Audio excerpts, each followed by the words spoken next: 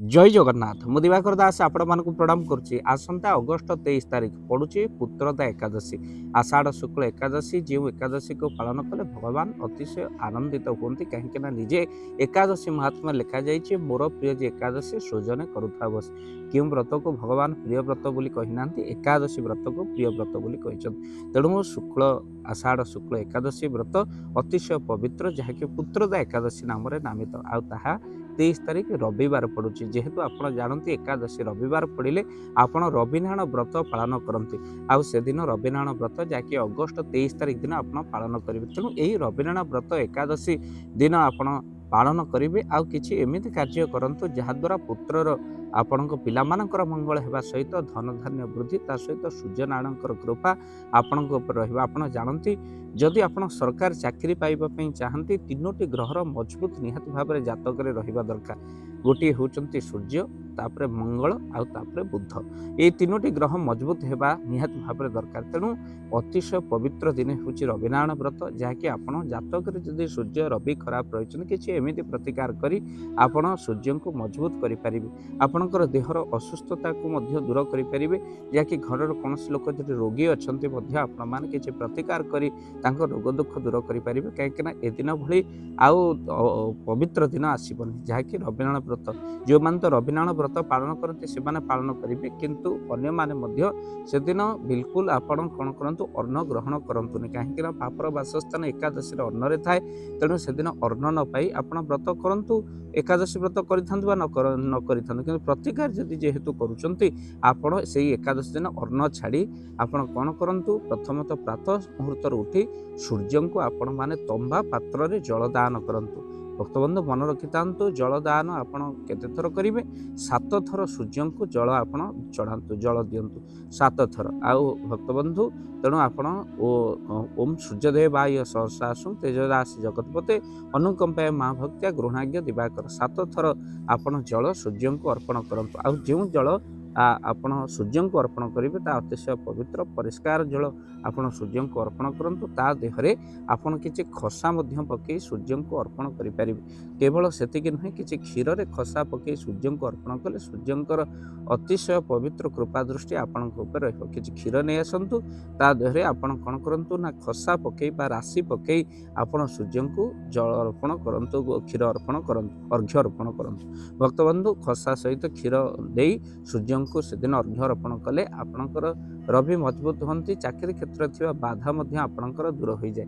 केवल सेतिक नुहे आप मन रखि था जो व्यक्ति असुस्थ अच्छा रविनारायण व्रत दिन तांको मस्तक रे एक नड़िया स्पर्श कर दिंतु सूर्य को स्मरण करंतु आउ से नड़िया को जल में भसई दिंतु आउ प्रार्थना करी सूर्य को प्रणाम करी कहतु ए सूर्यदेव जहाँकर नाम आप उच्चारण करेंगे निजर नाम उच्चारण करेंगे उच्चारण कर रोग दुख कष्ट दूर करंतु। तो सहित जो लोक सेजरे पड़ी मुंडे नड़ियाटे स्पर्श कर नारिकेलटे स्पर्श कर कहतु प्रभु ये लोक विंछणारे कष्ट पाउछंती हे सूर्य देवता आपण उद्धार कर। जानते सूर्यंकर पुत्र होउछंती जम आउ सेतिपई आपणकर जहाँ मस्तक आप नड़िया छुई जो मैंने अकाल वार्धक्य पड़ी रोगरे पड़ी आसन मृत्यु किंतु शरीर आत्मा मुख्य पाऊनी। तो से आप नड़ियाटे स्पर्श कर जल में घसई दे कहतु हे सूर्यदेव जे कि यही लोकटी अमुक माँ मोर कि अमुक बापा मोर जे कि रोग कष्ट पड़ी तेणु उद्धार करदे प्रभु कष्ट दिंतु ना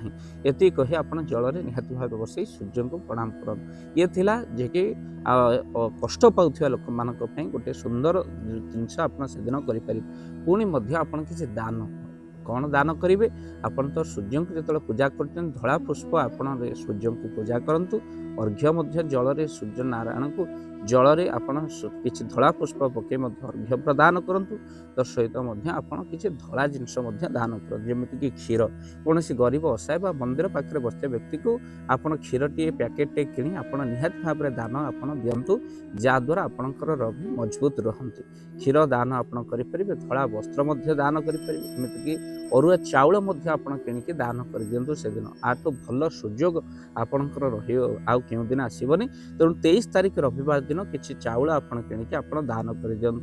ତାପରେ ଆପଣ ମନେ ରଖିଥାନ୍ତୁ ସେଦିନ ଆପଣ କିଛି କଉଡ଼ି ମଧ୍ୟ ଘରକୁ ଆଣିବେ, ଯାହାଦ୍ୱାରା ଆପଣଙ୍କର କ'ଣ ହେବ, ସେ କଉଡ଼ିରେ କିଛି ହଳଦୀ ଲଗାଇ ଆପଣ କ'ଣ କରନ୍ତୁ, ତାକୁ ବାହାରେ ଆପଣ ରଖିଦିଅନ୍ତୁ। ସୂର୍ଯ୍ୟଙ୍କର ଯେମିତି କିରଣ ପଡ଼ୁଥିବ ଛାତ ଉପରେ ରଖିଦିଅନ୍ତୁ।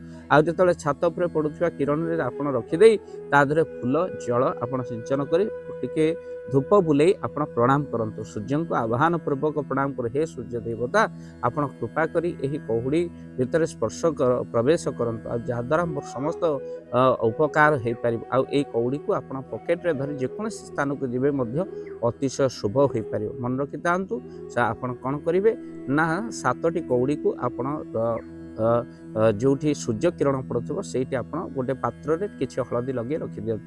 ତାକୁ ଜଳରେ ଧୋଇକି ଗଙ୍ଗା ଜଳରେ ଧୋଇଲେ ମଧ୍ୟ ହେବ, ରଖିଦିଅନ୍ତୁ। ଧୂପ ଟିକେ ବୁଲେଇ ଦିଅନ୍ତୁ, ସୂର୍ଯ୍ୟଙ୍କୁ ଆହ୍ୱାନ କରି ପ୍ରଣାମ କରି ଅର୍ପଣ କରନ୍ତୁ, ସେଇ କଉଡ଼ିକୁ ପାଖରେ ରଖନ୍ତୁ।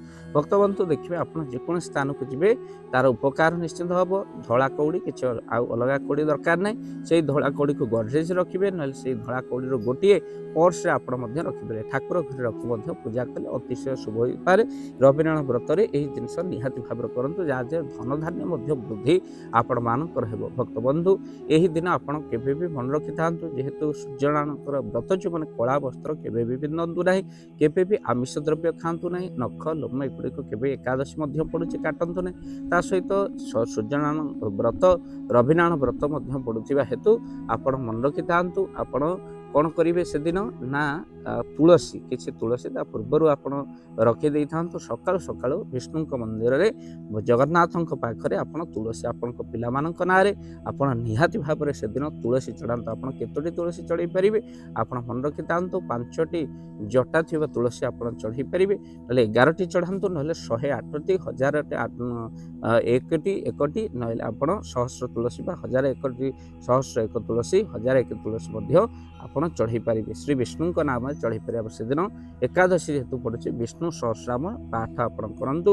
ତା ସହିତ ଦେବଦେବ ମହାଦେବଙ୍କ ମନ୍ଦିର ମଧ୍ୟ ଯାଇ ସେଇ ଯିଏକି ଅକାଳ ମୃତ୍ୟୁ ହରଣ ଶିବଙ୍କୁ ମଧ୍ୟ ଆପଣମାନେ ପ୍ରଣାମ ପୂର୍ବକ ଆପଣ ଧ୍ୟାନ ମଧ୍ୟ କରନ୍ତୁ। ଭକ୍ତବନ୍ଧୁ ଯେହେତୁ ଶ୍ରାବଣ ମାସ ମଧ୍ୟ ଚାଲିଛନ୍ତି, ତେଣୁ ଶ୍ରାବଣ ମାସରେ ଶିବଙ୍କୁ ମଧ୍ୟ ରବିନାରାୟଣ ବ୍ରତରେ ଆହ୍ୱାନ କରିକି ପ୍ରଣାମ କରନ୍ତୁ। ଆପଣମାନେ ଭାବିବେ ଶିବଙ୍କୁ କାହିଁକି ପ୍ରଣାମ କରିବୁ ନା ବିଷ୍ଣୁଙ୍କର କୃପା ପ୍ରାପ୍ତି ହେବା ପାଇଁ ଶିବଙ୍କୁ ଆପଣମାନେ ପ୍ରଣାମ କରନ୍ତୁ। ସୂର୍ଯ୍ୟ ହେଉଛନ୍ତି ନାରାୟଣ, ରବିଙ୍କୁ ନାରାୟଣ ବୋଲି କୁହାଯାଏ, ସେ ସାକ୍ଷାତ ହେଉଛନ୍ତି ବିଷ୍ଣୁ ସ୍ୱରୂପ।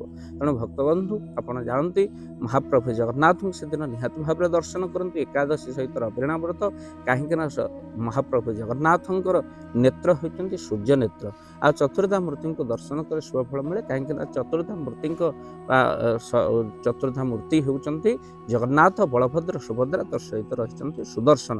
ତେଣୁ ସୁଦର୍ଶନ ମହାଚଳ କୋଟି ସୂର୍ଯ୍ୟ ସମପ୍ରଭ ବୋଲି କୁହାଯାଏ। ସୁଦର୍ଶନକୁ ଦର୍ଶନ କଲେ କୋଟି ସୂର୍ଯ୍ୟଙ୍କ ଭଳି ତେଜ ଆପଣଙ୍କ ଭିତରେ ଭରିଯାଏ। ତ ସେଥିପାଇଁ ସେଦିନ ସୂର୍ଯ୍ୟଙ୍କୁ ମଧ୍ୟ ପ୍ରଣାମ କରନ୍ତୁ, ଯାହାଦ୍ୱାରା ଆପଣ ସୁଦର୍ଶନକୁ ମଧ୍ୟ ଦର୍ଶନ କରନ୍ତୁ, ଯାହାଦ୍ୱାରା ଆପଣଙ୍କର ରବିନାରାୟଣ ବ୍ରତର ସାର୍ଥକତା ହୋଇପାରିବ। ଏ ଭିଡ଼ିଓକୁ ନିହାତି ଭାବରେ ସେୟାର କରିବେ, ଆଉ ଯାହା ଯାହା ପ୍ରତିକାର କହିଲୁ ଆପଣ ନିହାତି ଭାବରେ କରନ୍ତୁ। ପ୍ରଥମତଃ ଆପଣ କିଛି ଧଳା ଜିନିଷ ଯେମିତିକି କ୍ଷୀର ଆପଣ ଦାନ କରନ୍ତୁ। ଦ୍ୱିତୀୟ ହେଉଛି ଶ୍ରୀ ଜଗନ୍ନାଥଙ୍କ ସହିତ ଆପଣ ସୁଦର୍ଶନଙ୍କୁ ଦର୍ଶନ କରନ୍ତୁ। ସୂର୍ଯ୍ୟଙ୍କୁ ତମ୍ବା ପାତ୍ରରେ ଜଳ ଚଢ଼ାନ୍ତୁ। ତା ସହିତ ମଧ୍ୟ କ୍ଷୀରରେ କିଛି ଖସା ପକାଇ ଆପଣ ସୂର୍ଯ୍ୟଙ୍କୁ ଅର୍ଘ୍ୟ ପ୍ରଦାନ କରନ୍ତୁ। ନଡ଼ିଆକୁ ଆପଣ ଅସୁସ୍ଥ ବ୍ୟକ୍ତିଙ୍କ ମସ୍ତକରେ ଛୁଆଁଇକି ଆପଣ ବିସର୍ଜନ ମଧ୍ୟ କରନ୍ତୁ, ଜଳରେ ଭସେଇ ଦିଅନ୍ତୁ। ଆଉ ଯାହାର କାର୍ଯ୍ୟ ହେଉଛି ତାଙ୍କ ମୁଣ୍ଡରେ ମଧ୍ୟ ସ୍ପର୍ଶ କରି ଭସେଇ ଦିଅନ୍ତୁ। ତାପରେ କଉଡ଼ି କିଛି ଆପଣ କ'ଣ ରଖିକି ସୂର୍ଯ୍ୟଙ୍କ କିରଣ ସ୍ଥାନରେ ରଖିକି ସୂର୍ଯ୍ୟଙ୍କୁ ଆହ୍ୱାନ ପୂର୍ବକ ପାଖରେ ରଖନ୍ତୁ, ଏହା ଅତିଶୟ ଶୁଭ ହୋଇଥାଏ। ତେଣୁ ଯେହେତୁ ଏକାଦଶୀ ଆପଣଙ୍କର ଅଗଷ୍ଟ 23 ତାରିଖ ରବିନାରାୟଣ ବ୍ରତ ଅତି ଶୁଭ ଦିନ, ତେଣୁ ଏ ସୁଯୋଗ ଯେମିତି ହାତ ଛଡ଼ା କରନ୍ତୁ, ଏ ପ୍ରତିକାର କରନ୍ତୁ। ଦେଖିବେ ସୂର୍ଯ୍ୟଙ୍କ କୃପାରୁ ଆପଣଙ୍କ ଚାକିରି କ୍ଷେତ୍ରରେ ବାଧା, ଆର୍ଥିକ ସ୍ଥିତିର ବାଧା, ଏମିତିକି ସନ୍ତାନ ସୁଖ ମଧ୍ୟ ଆପଣ ପ୍ରାପ୍ତି କରିବେ, କାହିଁକିନା ସେଦିନ ପୁତ୍ରଦା ଏକାଦଶୀ ପଡ଼ୁଛି। ତେଣୁ ଭକ୍ତମାନେ ଯେଉଁମାନେ ପୁତ୍ର କାମନା ମଧ୍ୟ କରୁଛନ୍ତି, ଆ ଭିତରୁ ନିଶ୍ଚିନ୍ତ ଗୋଟିଏ ପ୍ରତିକାର କରି ଆପଣ ସଂକଳ୍ପ କରନ୍ତୁ ସେଦିନ ଯେ ମୁଁ ରବିନାରାୟଣ ବ୍ରତ କରିବା ପାଇଁ ଚାହୁଁଛି, ହେ ମହାପ୍ରଭୁ ମୋତେ କୃପା କରନ୍ତୁ, ମୋତେ ପୁତ୍ରଟିଏ ପ୍ରଦାନ କରନ୍ତୁ। ପୁତ୍ର ପ୍ରଦାନ କଲେ ମୁଁ ରବିନାରାୟଣ ବ୍ରତ ନିହାତି ଭାବରେ କରିବି। ଭିଡ଼ିଓକୁ ସେୟାର କରିବେ, ଚ୍ୟାନେଲରେ ଯଦି ନୁହେଁ ଚ୍ୟାନେଲକୁ ସବସ୍କ୍ରାଇବ୍ କରିଦିଅନ୍ତୁ। ଜୟ ଜଗନ୍ନାଥ। ଜୟ ଜଗନ୍ନାଥ। ଧନ ଅର୍ଜନେ ଧର୍ମ କରି ଧର୍ମେ ପ୍ରାପତ ନରହରି। ଆପଣଙ୍କ ଉପାର୍ଜିତ ଧନକୁ ଯଦି ଧର୍ମ କାର୍ଯ୍ୟରେ ଲଗାଇବା ପାଇଁ ଚାହୁଁଛନ୍ତି, କିଛି ଅସହାୟ ଅସୁସ୍ଥ ବ୍ୟକ୍ତି ପାଖରେ ଆମେ ପ୍ରତିଦିନ ପହଞ୍ଚୁ ଆଉ କିଛି ସହଯୋଗ କରୁ। ଯଦି ଆପଣଙ୍କର ସେ ଗୁଣ୍ଡୁଚି ମୂଷା ଭଳି ଦାନ ସେଇ କାର୍ଯ୍ୟରେ ଲାଗିବା ପାଇଁ ଚାହୁଁଛନ୍ତି, ସ୍କ୍ରିନରେ ଚାଲିଥିବା ଏ ନମ୍ବରରେ ଏବେ କଲ୍ କରନ୍ତୁ। ଆମେ ଦେବୁ ଆପଣଙ୍କୁ ଫୋନ୍ ପେ ନମ୍ବର। ଆପଣଙ୍କର ଯେତିକି ସମର୍ଥ ରହିଛି ବା ସାମର୍ଥ୍ୟ ଅନୁସାରେ ଆପଣ ପ୍ରଦାନ କରିବେ ଆପଣଙ୍କର ଅର୍ଥ ରାଶି। ଏବେ ଆପଣ ଜାଣିକି ଆନନ୍ଦିତ ହେବେ, ଗୋଟିଏ ଆମ୍ବୁଲାନ୍ସ କିଣାଯାଇଛି କେବଳ ରୋଗୀ ସେବା ପାଇଁ। ଯଦି ଆପଣଙ୍କର କିଛି ଅର୍ଥ ସେ ଆମ୍ବୁଲାନ୍ସ ପାଇଁ ଆପଣ ସହଯୋଗ କରିବା ପାଇଁ ଚାହାନ୍ତି ତ ଏବେ କଲ୍ କରନ୍ତୁ ଏହି ନମ୍ବରରେ। ଆପଣଙ୍କୁ ଅଶେଷ ଅଶେଷ ଧନ୍ୟବାଦ। ଜୟ ଜଗନ୍ନାଥ।